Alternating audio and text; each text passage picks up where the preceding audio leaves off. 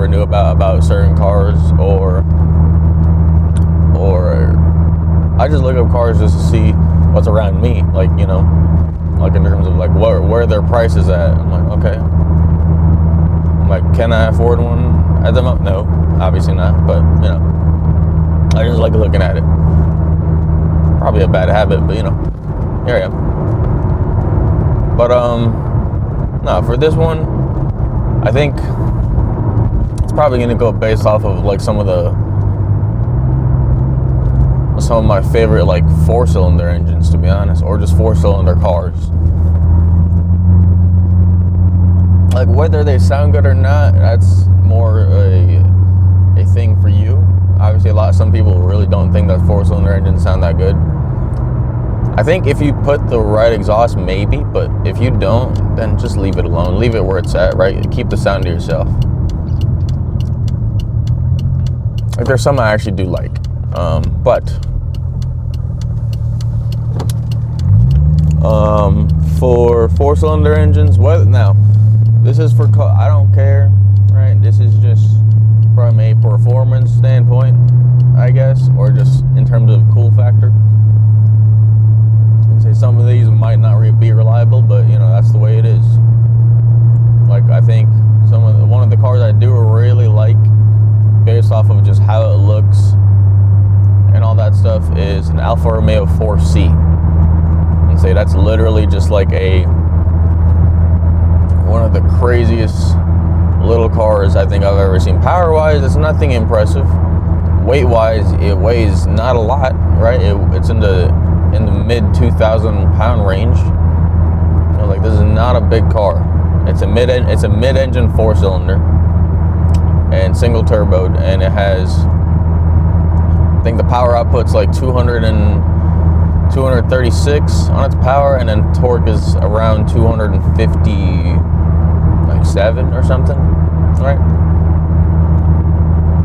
And I just like that little car. That car, like, it's expensive though. Every time I look at one, they're like going for, at least around here, if they are selling one, it's going for like $40,000 maybe.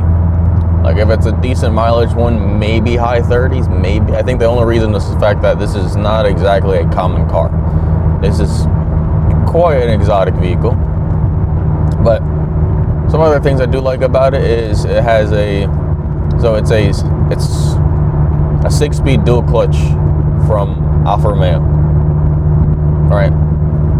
Now, whether that transmission is actually pretty stout or not can be debatable, right? A lot of dual clutches, at least like especially from back then, can be sensitive, and I'm assuming even now, are quite sensitive to heat, right? And me living in Arizona is not exactly the best idea for that. Obviously, unless you put like some sort of cooler on it, then maybe it could work. But even then, that car has its own issues besides an engine and transmission concern. I guess they said it can be just annoying for even just the simplest things with anything electrically related, right? Just annoyances. But besides all that, I do like that car. That car is pretty cool, right? 6-speed dual clutch with a 4-cylinder turbo engine on a 2,500 pound car. Yes, I would love that car. Imagine, like, I just try to imagine like taking that up on a drive to wherever. Dude, that'd be so cool. It's probably my favorite Alfa Romeo. Like, I know there's the Quadrifoglios of the 4 doors with that 500 horsepower V6. I get that one. That one's a cool sedan too. I say that one uses a ZF 8-speed, so that one might be more stout for most people, because I think a lot of people know about that transmission. Obviously, it's used on Challengers and Chargers, so that one could be an interesting one.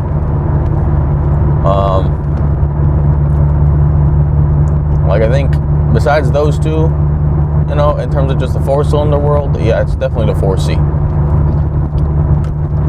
If it's another car, another 4-cylinder, and I don't really look at 4-cylinders often. If it's another one I'd like to look at, I like the Evo X, right?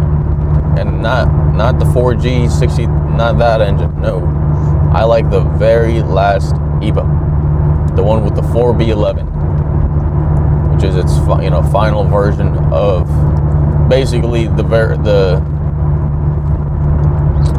LT of that world, like the whole conversion from an LS to an LT. That's kind of where that went in terms of from a technological standpoint. I think stock power, yes, obviously stock power did well. I think the older 4G can do way more, can handle more power from an upgraded point though. But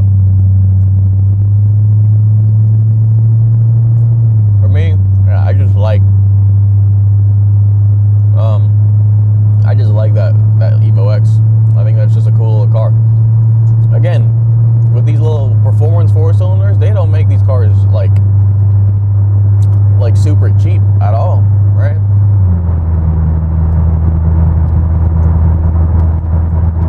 Like a lot of these cars, mainly only because of their performance status. And obviously now that they don't make them, it makes them more expensive for that one. Like there's no successor for them or something.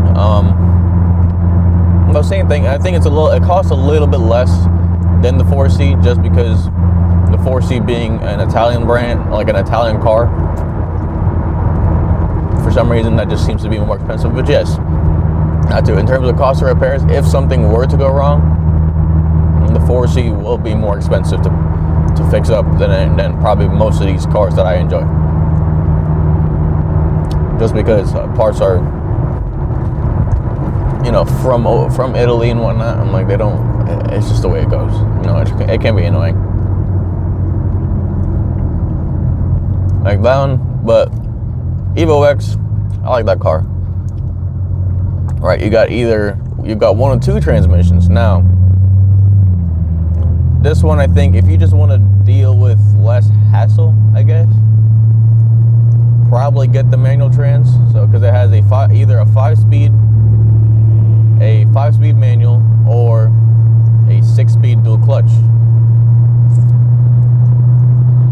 Right now,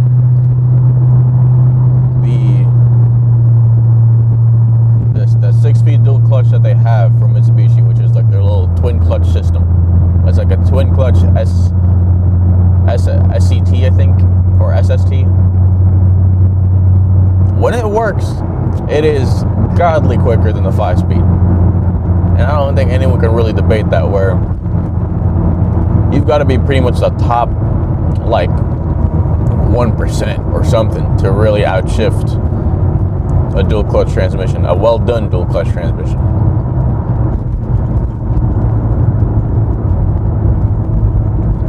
Right, but I think this one, I do enjoy it because I like to think of it as, it's really an interesting one. The 5-speed manual, obviously much more reliable, just because it's a manual from Mitsubishi. That's kind of what they've always done with these cars. So there wasn't too much crazy stuff about it. If you drive it hard, yes, you're gonna have to do your little clutch replacement and whatnot. Okay, sure. Now the 6-speed dual clutch, it said that had some of its own issues. It had some obviously in terms of maintaining proper temps in any general vicinity. Yeah, that's probably one of the most sensitive to heat dual clutches that's ever been made.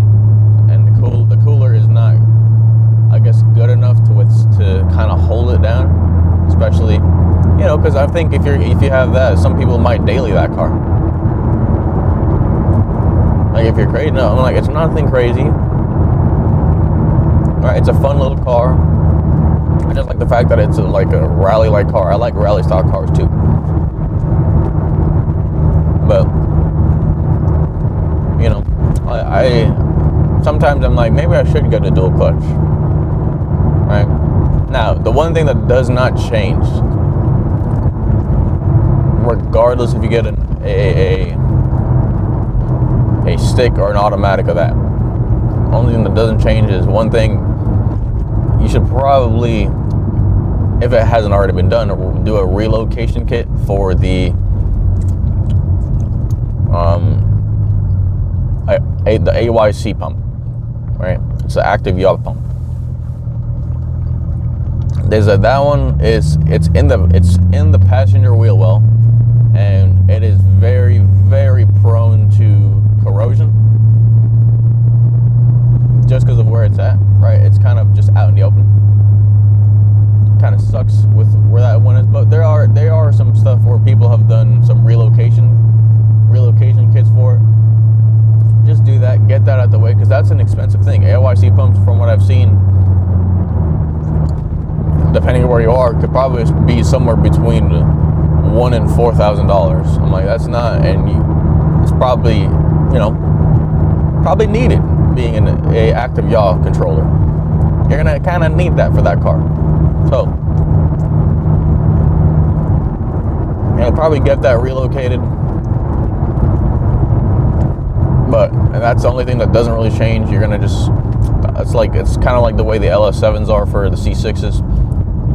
If you don't know if the heads have been done, just do it for safety. Now, if you can clearly see that they have been done, leave it alone. It'll save you money and time if it's already been done. If it hasn't, do it. It's gonna save you a lot of money. It might cost a lot right now, but it's not gonna cost as much later because that thing might go down. But and those cars have like around 290 horsepower. I think later versions got bumped up to 303. And that's fine for me. Obviously, I'm not gonna go crazy. Like, I want it to have 500. No, right? There is a version of it, but only in Japan, and there was like 40 something made, and that version of it had 440 horsepower. I'm like, Jesus. But from what the stock internals are able to handle, and that one in Japan also had the dual clutch, so obviously everything was upgraded to kind of match up with it. I think I had a 440 horsepower 4-cylinder, but from what I read, I'm pretty sure it said that was pretty much pushing the limits of what that 4B11 can do. Right, you're pushing the limits now. Whether that's true or not, I don't know. Right, I really don't. Because I feel like if it is true, then maybe okay, but if it's not, then I think Mitsubishi is just saying that so that you don't touch their internals, right? Because sometimes, manufacturers tend to lie because they don't want you touching their stuff.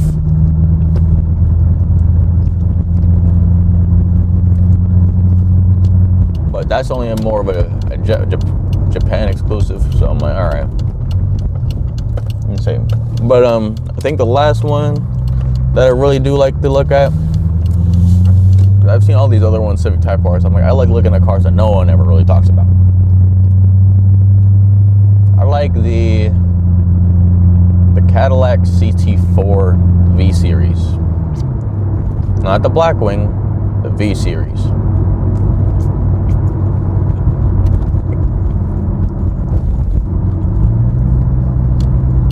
Now, why the V Series, right? Because the Blackwing is basically just another ATS-V. Okay? That's all that is. It's just another ATS-V.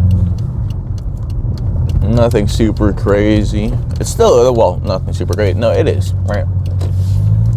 The biggest change was the fact that it now has a 10-speed automatic instead of, it still had the same 6-speed.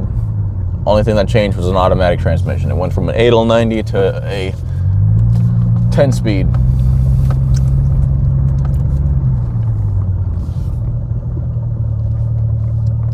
So I'm like, okay. But I will say for the CT4V series, that's important. that thing has actually a lot of power for being a little four-cylinder, right? From the three cars I've just named, that'll be probably the highest. That thing has 320 is rated for 325 horsepower, and the V series four cylinders are only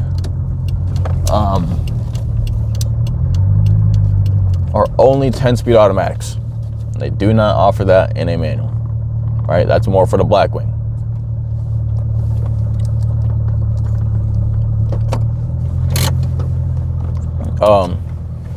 But it's 325 horsepower, 380 foot-pounds of torque. It has a 2.7 turbo. It's the same engines off of the four-cylinder Colorados, the newer ones, the ones with the turbo Colorados, right? And they just kind of tune it up to bump the power up and put the torque down a little bit lower than what the Colorados have, because it's not a truck. But yeah, I'm like 325 horsepower, 380 foot-pounds of torque. I'm like, that car makes more torque than my car does, right? It makes a lot more torque than certain V8s. It can make as much torque as certain V8s. I'm like, that is insane, right? Like, I just think that's crazy. But that little single turbo will do it. Now, is it some of the best sounding turbos or four cylinders in the world? Not necessarily. But it's still, right? It has all the stuff, right? It has MagneRide, 10-speed automatic, 300 plus of everything on power, torque, whatever. And obviously it's a Cadillac, so it has probably, if you really like care about it much, it has all the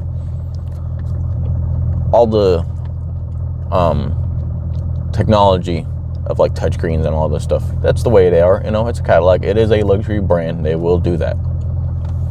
Kind of what they do. But I do like that car. Now, I've seen some, it really depends, because that thing from a price standpoint it's kind of range either around the same price of the Evo X or more than what the Alfa Romeo costs. It's really weird. Like, I've seen some as low as $31,000. And that's like a 1 or 2 year old car with, like, you know, something like 30,000 miles. That's some of the lowest ones I've seen. The highest one I've seen probably around $54,000. I'm like, okay, now we're past the Alfa Romeo. So there's like a $20,000 range here, which is strange. I don't understand why, right? Maybe certain packagings or something, or certain color. I don't know. But that's just the way they have that car. But yeah, I think for that one's a fun little car. I feel like it could be a pretty good little car too. I'm like, I don't know. I'm like, obviously I don't know if anyone's ever really daily that car. For a little four-cylinder engines, I think between 2 to 3, I would probably, if I had a chance, I'd probably end up dailying them, to be honest. Like, if I had an Evo or if I had the Cadillac, I think that would end up being my daily. Now, if I had an Alfa Romeo, I don't think I would be dailying that car with 23. I think that's probably the worst. Obviously, you know, 2 of them are 4 doors, one of them's a mid-engine 2-door car. But would I drive it? Sure. You know, I'm not gonna just leave it in the garage and sit to rot away. I'm gonna drive them.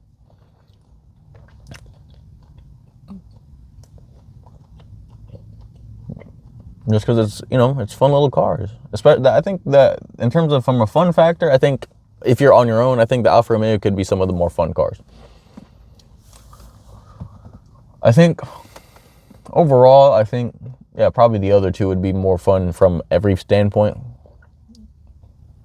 from a practical and just little fun factor. But obviously the other two being, even though they have more power than the Alfa Romeo, they do weigh significantly more.